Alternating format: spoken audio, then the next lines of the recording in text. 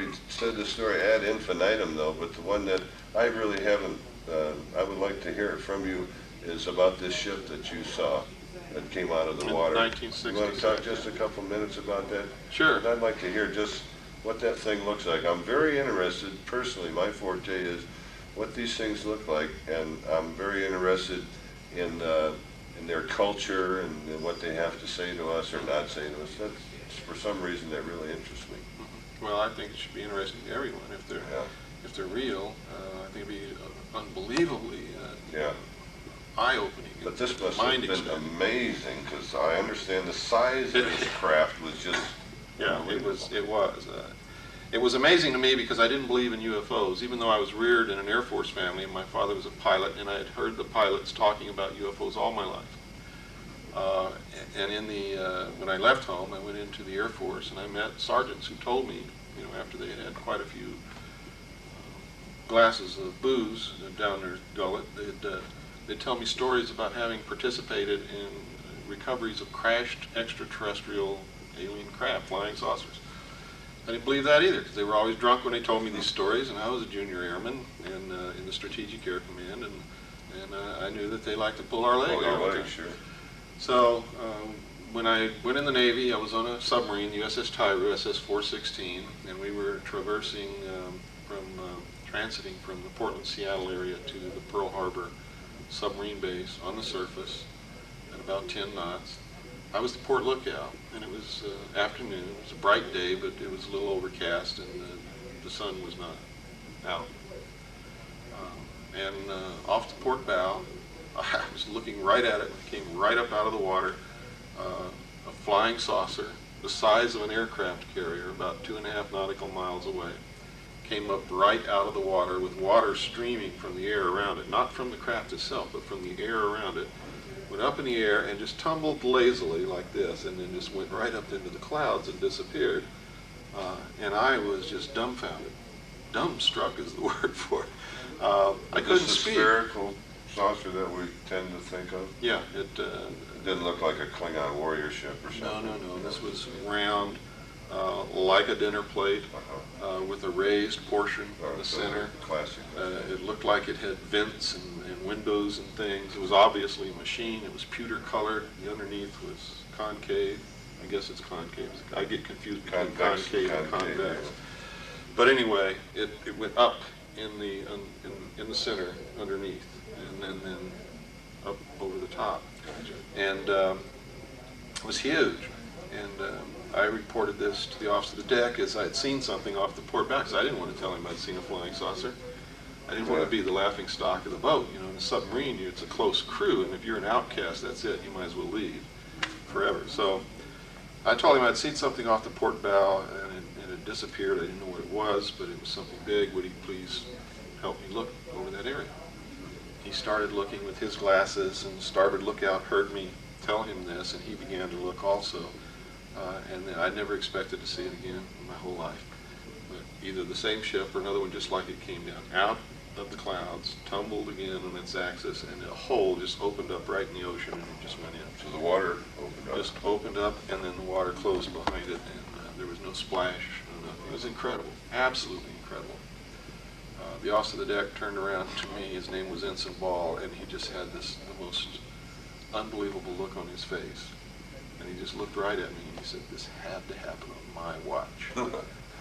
And I knew exactly how he felt. He had to tell the captain that we had witnessed a flying saucer, and he didn't want to do that because it meant the end of his career if the captain didn't believe him. So he called the captain to the bridge, called for somebody to bring up a camera. The captain came to the bridge, the chief quartermaster behind him with a 35mm camera, and the 5 of us stood on the bridge and watched this repeat itself over and over again for about 10 minutes. Chief quartermaster taking photographs all the time. We were told not to discuss it with anyone, not even amongst ourselves, that it was classified, top secret. And we were not allowed to leave the boat when we reached Pearl, the 5 of us who had seen it. Not even the captain was allowed to go ashore until an officer from Naval Intelligence, a commander, came on board and debriefed each one of us individually in the captain's stateroom.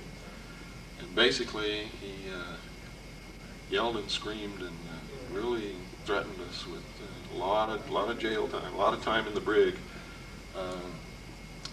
because he didn't like our answers. He would ask me, what did you see out there?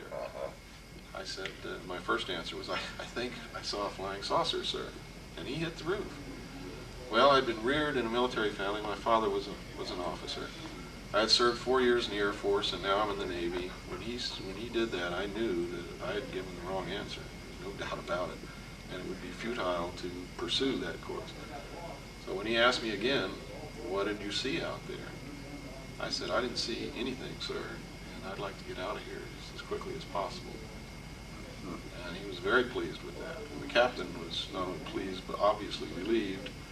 And then he made me read several different regulations and laws governing the disclosure of information that would affect the national security. Had to sign a security oath.